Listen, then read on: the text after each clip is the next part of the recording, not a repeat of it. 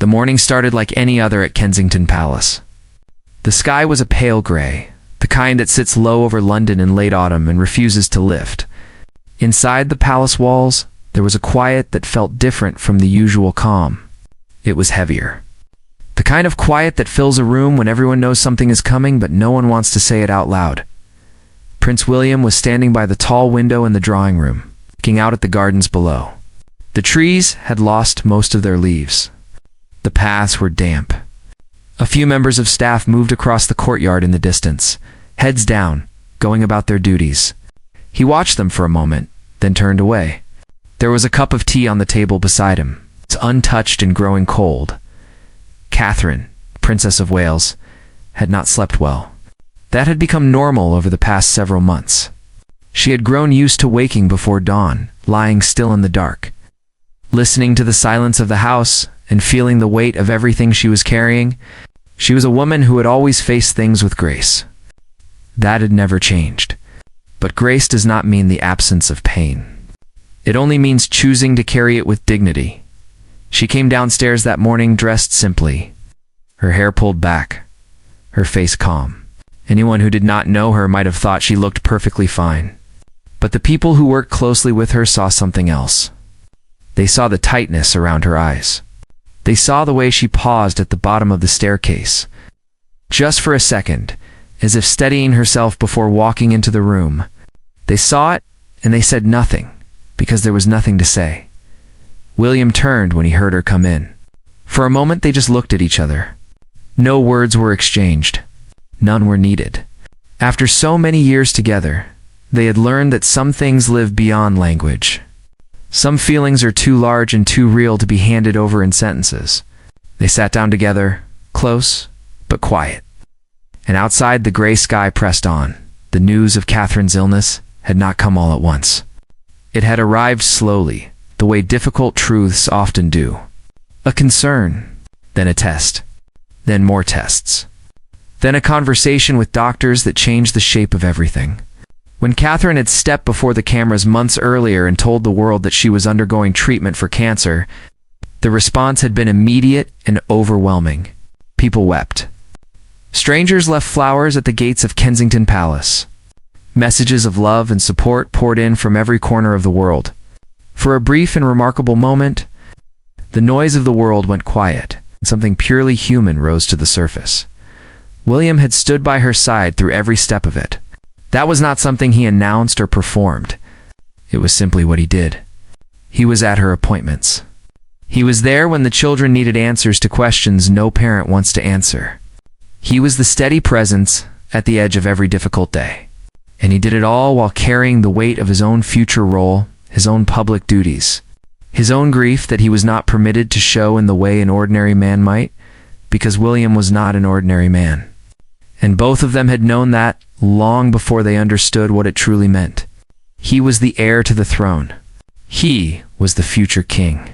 There were expectations placed on him that most people would crumble under. And yet here he was, a husband first, sitting beside his wife in a quiet room, both of them breathing through something that neither had ever imagined. They would face this young. The children had been told as much as was appropriate for their ages. George, at 11, was old enough to feel the full weight of anxiety without quite being old enough to carry it properly. He had grown quieter in recent months. He still played. He still laughed. But there was a seriousness to him now that had arrived early. The way seriousness sometimes does in children who sense that the adults around them are holding something back. Charlotte had cried once, privately, and then pulled herself together with a resilience that made the people around her both proud and heartbroken. Louis, still so young, moved through the days with the uncomplicated energy of a child who has not yet learned to be afraid. Catherine thought about the children constantly. She thought about what this experience was doing to them, what it was teaching them, what kind of memories they were forming without knowing it. She wanted to protect them. She had always wanted to protect them, even from the scrutiny that came simply from being born into the family they were born into. But this was something different. This was not cameras or headlines or royal pressure. This was real life walking through the door, sitting down at the kitchen table, and refusing to leave. What made their situation so particular? so difficult to truly understand from the outside, was the fact that they could not simply be a husband and a wife going through a health crisis. They had to be that while also being symbols, while also representing something to millions of people, while also carrying out duties and appearing in public and managing communications and never, ever letting the mask slip too far. But in those early morning moments, before the palace stirred and the day began its demands, the masks came off. William would sometimes just sit beside her, not talking, not doing anything particularly meaningful, just being there. He had read once, long ago, that the deepest form of love is presence. He had not thought much about it at the time. Now he understood it completely. People around the world who followed their story were watching something unfold that went beyond royal fascination. It touched something more universal. A man standing by his wife, a family trying to hold together under pressure, a woman choosing courage every single morning. These were not royal stories. These were human stories dressed in royal circumstances, and that is why they landed so hard in so many hearts. The days passed. Treatment continued. Catherine began to improve, slowly, carefully, the way recovery from something serious always goes. There were good days and harder days. There were moments of hope and moments when hope felt far away. Through all of it, William remained. He remained in the way that matters most, not with grand gestures or declarations, but with constancy, with showing up, with making sure every single day that the person beside him knew she was not facing any of it alone. And then came the news that would set something entirely different in motion. Something that would move the story forward into a place that neither of them had prepared for, and that the world would watch with its breath held. The letter arrived on a Tuesday. Not a digital message, not a phone call, but an actual letter, handwritten, sealed.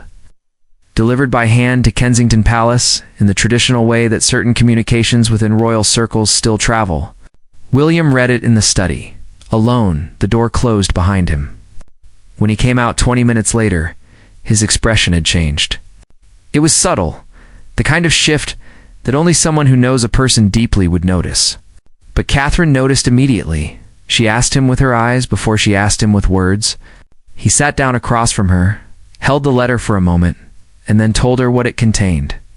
The king's health, which had also been a source of concern for months, had taken a more serious turn. There were decisions being made at the highest levels. Plans were being put in place. And within those plans was a ceremony, a formal and deeply significant public moment that William would be required to attend and lead. It was not optional. It was not something that could be quietly rescheduled. It was the kind of duty that the word duty was invented for. Catherine listened without interrupting. That was something people admired about her. She listened fully, giving a conversation her complete attention. When William finished, she was quiet for a moment. Then she nodded. When? She asked, he told her. It was sooner than either of them had expected. Barely 3 weeks away. The preparations would be enormous. The public attention would be intense.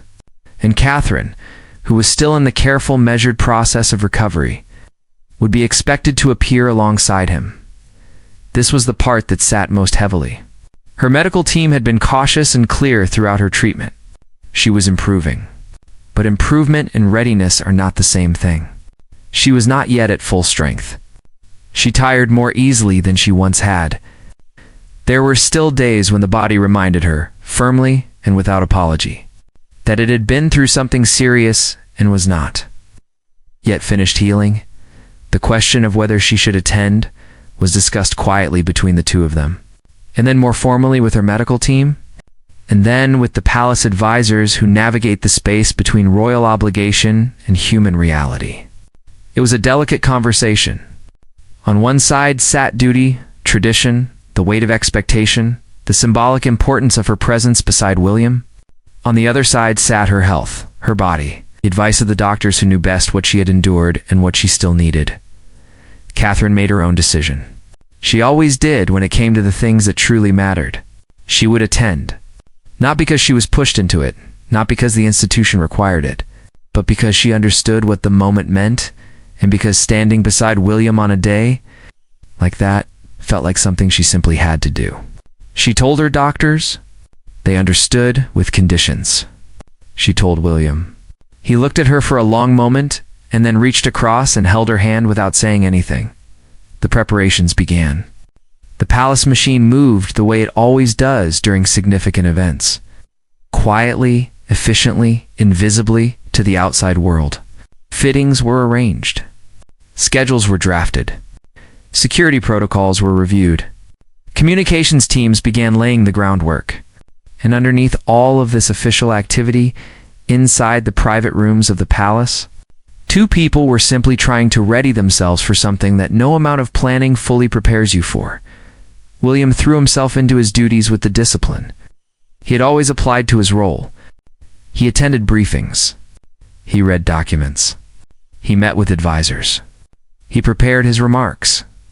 But there were moments in the evenings when the work was set aside and the palace grew quiet, when he would sit with Catherine and they would talk.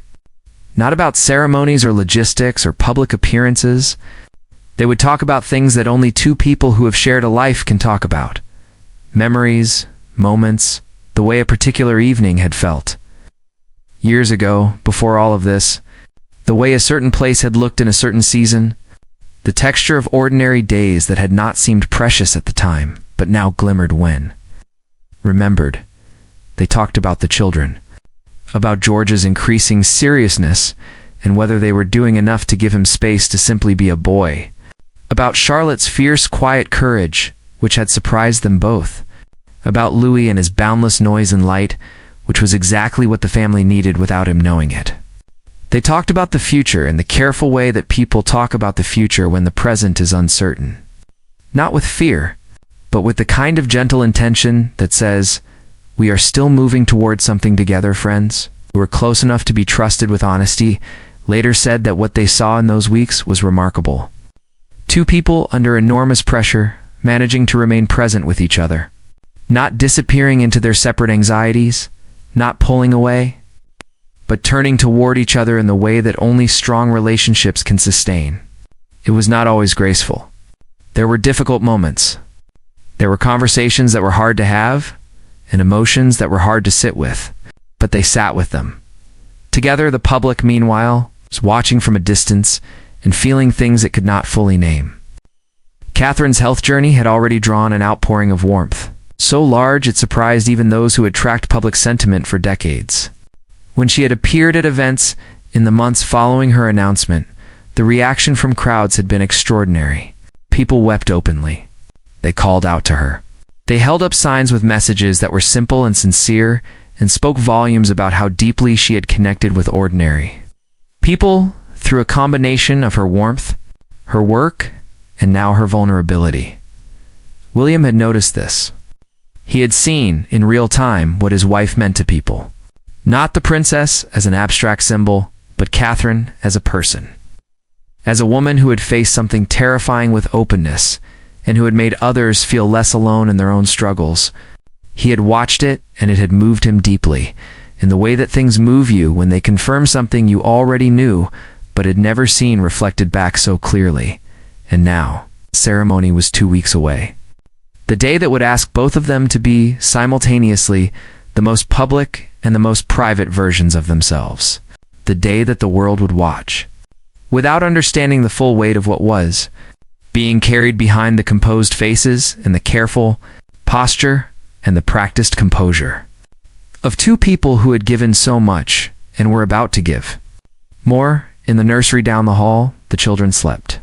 The palace was still, and somewhere in the quiet between one day and the next, William and Catherine sat together and faced what was coming.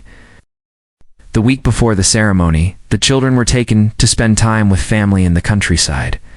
It was partly for practical reasons, partly for protective ones. The days leading up to a significant royal event carry a particular kind of tension. A low hum of pressure that fills the corridors and settles into the atmosphere of the palace. It was not a healthy thing for children to absorb. William and Catherine wanted them away from it, somewhere open and calm, where they could run and breathe and simply be children without sensing that something large was pressing down. the night before they left. Catherine sat with each child individually. With George, she talked for a long time. She was honest with him in the way she had always tried to be, giving him the truth in pieces sized for his understanding. She told him that the next few days would be important and that she and his father would be very busy, but that she would think of him every moment. George was quiet in the particular way he had become lately, absorbing rather than reacting. He hugged her when she stood to leave, and he held on for a moment longer than usual. She noticed. She held on to Dot with Charlotte. The conversation was shorter, but no less meaningful. Charlotte had her mother's emotional intelligence and her father's steadiness. She asked one question, clearly and directly, the way she always did. She asked if everything was going to be all right. Catherine looked at her daughter and said yes, in the voice she reserved for things she truly meant, and Charlotte accepted it and kissed her goodnight. Louis, bless him, simply demanded a story and fell asleep before it ended. After the children were settled and the palace had grown quiet, Catherine stood in the hallway for a long moment, not moving, just standing there in the gentle dim of the evening light. She was thinking. She was also simply feeling, letting the feeling exist without trying to manage it. She had learned to do this during her illness, to stop running from the emotional weight of things and just let it pass through her when it needed to. It was not weakness. It was the opposite. William found her there. He said nothing. He simply came and stood beside her, and after a moment she leaned her head against his shoulder and he put his arm around her. And they stood like that together in the hallway of their home while the house breathed quietly around them. The next morning, the children left with their security team, and a wave of noise and luggage and Charlotte's firm instructions about how George had to share the back seat properly. Catherine laughed, really laughed, watching them go. It was the kind of laugh that comes up from somewhere deep, the kind that reminds you what ordinary happiness sounds like. William laughed too. And then the car turned out of the gate and the driveway was empty, and the two of them were alone in a way they rarely were. The preparations intensified. Catherine's team worked carefully around her energy levels, scheduling fittings and briefings in the morning when she was strongest and protecting the afternoons. She chose her outfit for the ceremony with quiet deliberateness. Every detail mattered, not out of vanity, but out of respect for the occasion and the message that presence communicates. She wanted to look like herself. She wanted to walk through that day as fully herself as she was able. There was a moment during one of the fittings, and she caught a reflection in the long mirror and paused. She looked for a second at the woman looking back at her. There were changes. There were always changes. But there was also something that had not changed, a quality in her expression, steadiness in the eyes that she recognized and that steadied her in return. William had his own preparations. He spent hours on his speech.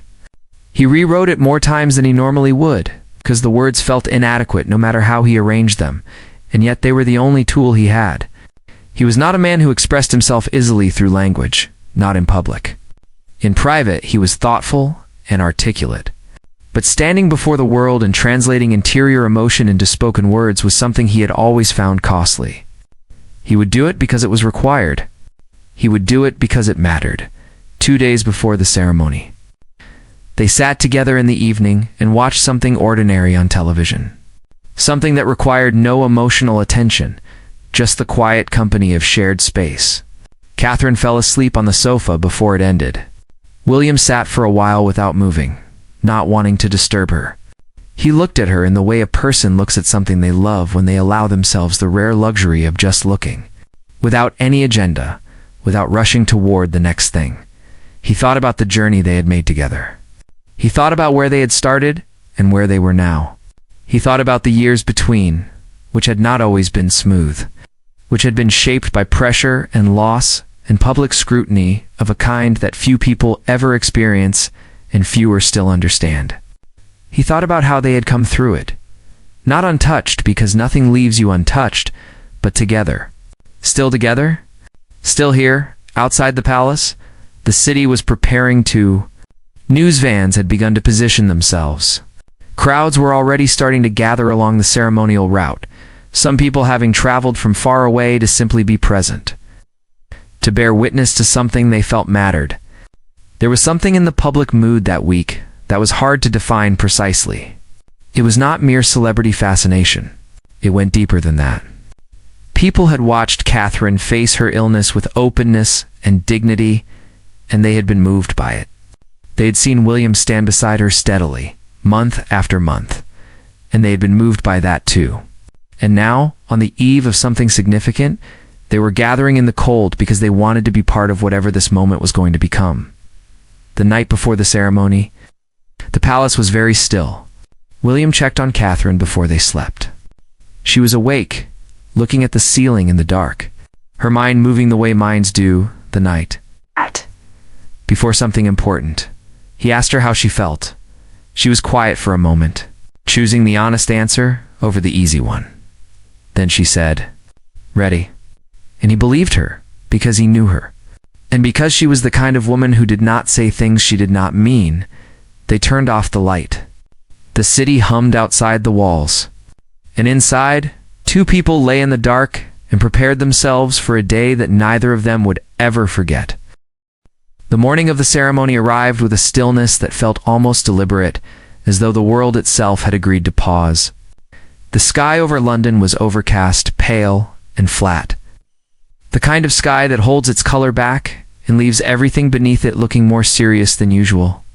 By 6 in the morning, the crowds along the ceremonial route were already several people deep in places. People were wrapped in coats and scarves, holding cups of tea bought from vendors who had set up hours earlier, talking quietly or not at all. Some of them had been there since the night before.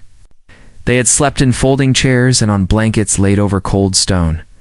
Simply to be close to something they felt deserved their presence. Inside Kensington Palace, the day had already begun. Catherine was awake before her alarm. She had slept better than she expected, a deep and dreamless sleep that had surprised her when she woke. She lay still for a moment, aware of the particular quality of the morning, and then she rose and began the long, careful process of preparing for the day ahead. Her team worked around her quietly and efficiently as they always did. Hair, makeup, the careful process of dressing for an occasion where every detail would be recorded and remembered. She stood through it with patience, not because she was accustomed to the attention, but because she had learned over many years to hold her inner world separate from the outer performance. Today, that separation required more effort than usual. There were emotions close to the surface that she was managing carefully. Not suppressing, just holding, containing, choosing the moment for them. William dressed in his military uniform. He stood before the mirror in his dressing room and adjusted the medals on his chest with the practiced efficiency of a man who has worn this uniform many times, for many different reasons, in many different emotional conditions. He looked at his own reflection and did not linger. He was not a man who spent time examining himself. He straightened, turned, and went to find Catherine. When he saw her, he stopped walking for just a second. She was standing near the window, already fully dressed, the morning light falling across her in a way that was almost cinematic. She turned when she heard him, and the expression on her face was something he would carry with him for the rest of his life. It was not happiness exactly, though there was warmth in it. It was not sadness, though there was depth there too. It was something that lived past both of those words. A kind of fullness. A presence. She looked entirely, completely herself. He walked to her, and they stood together for a moment, close, quiet. He straightened a small detail of her appearance without being asked. She reached up and did the same for him.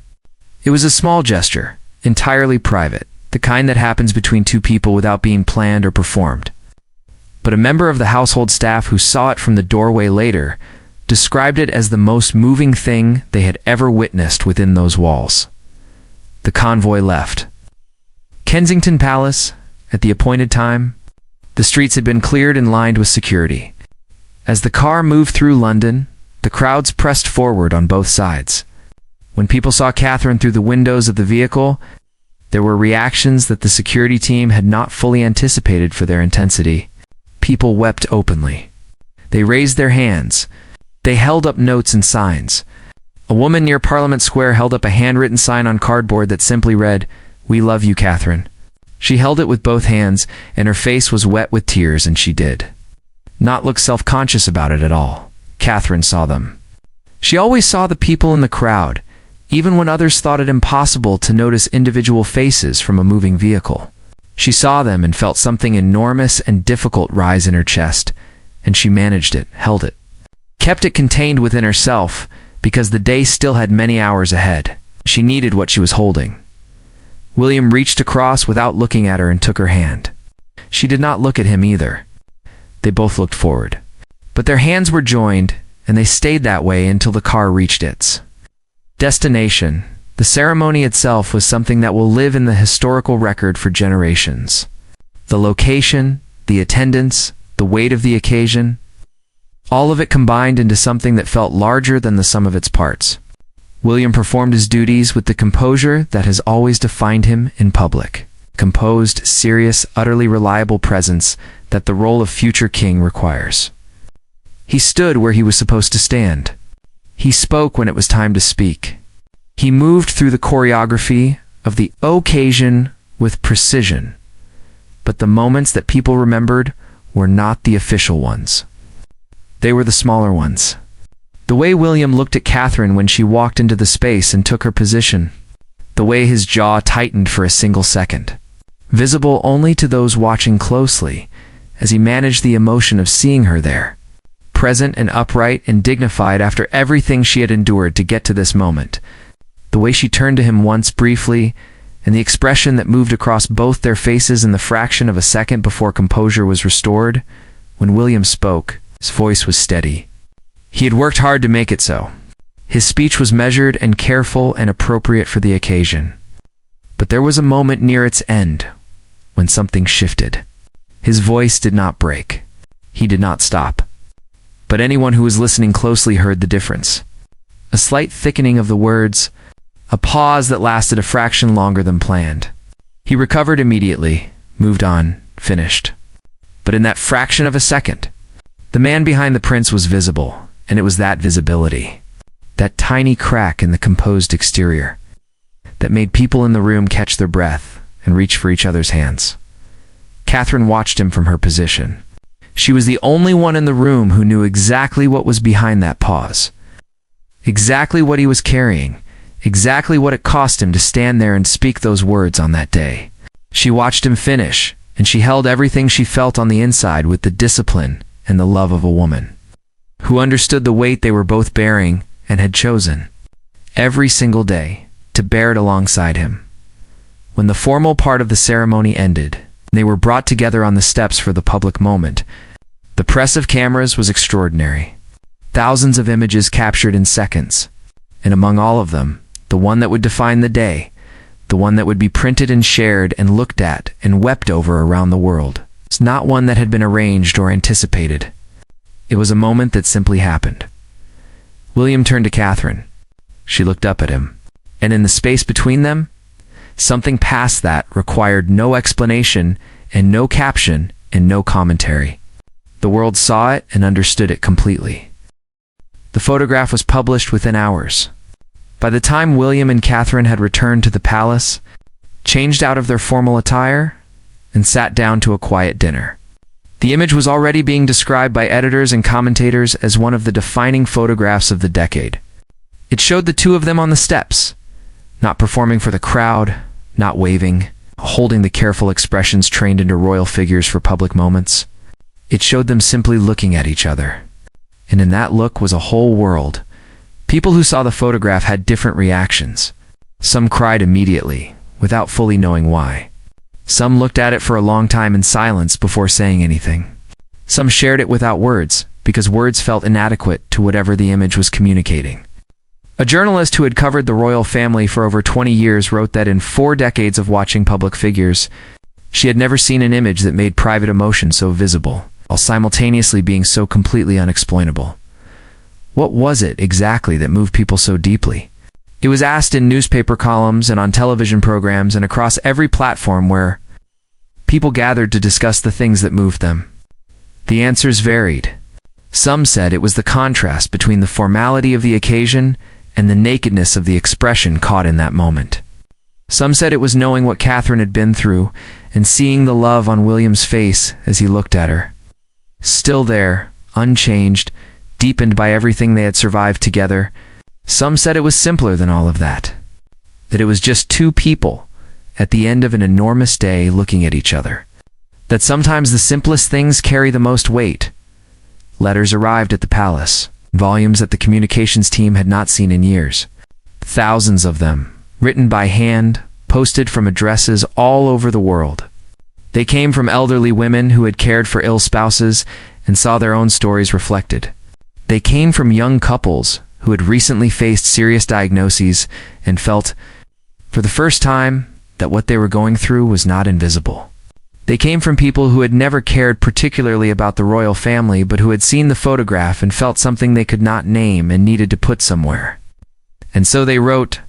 The letters were read by the relevant staff logged, and the ones that touched most deeply were set aside to be shared with William and Catherine personally. One letter, written in a careful, slightly arthritic hand on pale blue notepaper, became particularly known within the palace. It was from a woman in her 80s, from a village in Yorkshire, who had nursed her husband through a serious illness 30 years earlier. She wrote that she had kept a photograph of the two of them from a hospital visit, a photograph where they were not posing or smiling, just looking at each other the way you look when you are truly seen by someone. She wrote that when she saw the photograph of William and Catherine, she had to sit down. She wrote that she had not been able to stop thinking about it for days. She wrote that it was good to be reminded, at 83, that love like that still existed in the world. She wrote that it gave her comfort. Catherine read that letter herself. She read it quietly, seated at the desk in her private office, while the afternoon light moved across the room. When she finished it, she set it down and looked at nothing in particular for a while. Then she asked her assistant to get the woman's contact details. She wrote back by hand, which she did rarely, and which carried enormous significance when she did. The exchange between them was kept private, as it should have been. But the fact of it became known to a small number of people within the palace, and it said something about who Catherine was that no public statement ever could. William, for his part, spent the days following the ceremony in a particular mood that his closest staff recognized as the aftermath of sustained emotional effort. He was not depressed. He was not withdrawn.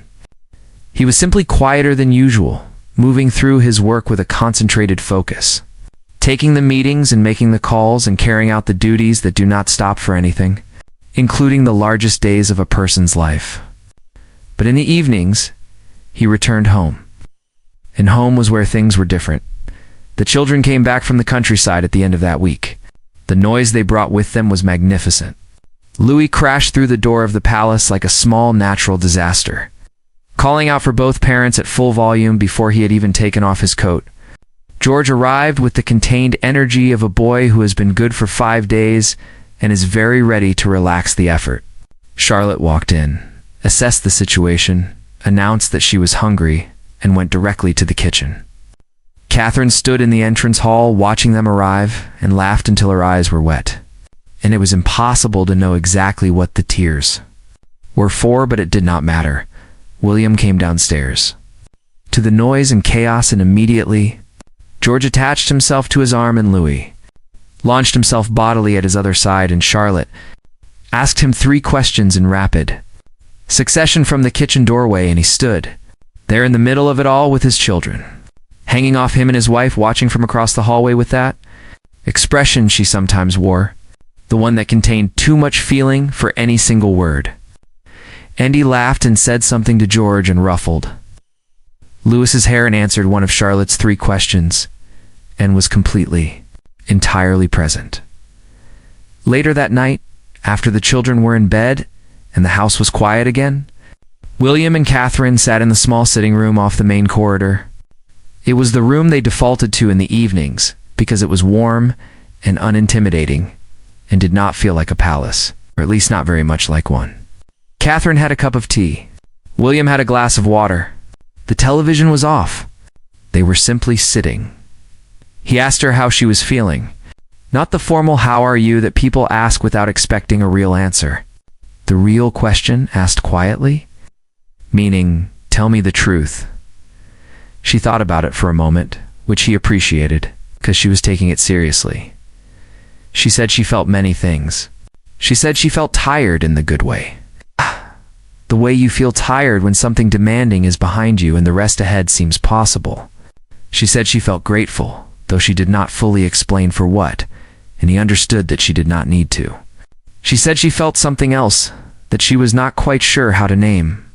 Something like having passed through a doorway and finding yourself in a room you did not know was there, but that felt unexpectedly, like somewhere you were always supposed to reach. He listened to all of this without interrupting. Then he said that she had moved people in a way that he had never seen anything move people, and that he thought she did not fully know the size of what she had done, by being herself, just by letting people see. She looked at him for a long moment, that same look, the one the camera had caught on the steps, the one that had moved the world, the one that was not a performance and not a statement and not designed for any audience, the one that was simply two people in a quiet room at the end of something enormous. Seeing each other completely, outside London carried on in its ordinary way. The city that had stood along roads and wept, that had held up handwritten signs and pressed forward to simply be near something that felt important, that returned to its daily rhythm. The crowds had gone home. The news cycle had moved on, as it always does. The photograph still lived in the world, still being looked at, still landing in people's chests in the way that true things do when they find their way to you, and inside the palace. The lights stayed on a little longer than usual that night, and two people sat together in a warm room, and the story that was not finished yet continued quietly, privately, in the way that the most important parts of any life always do.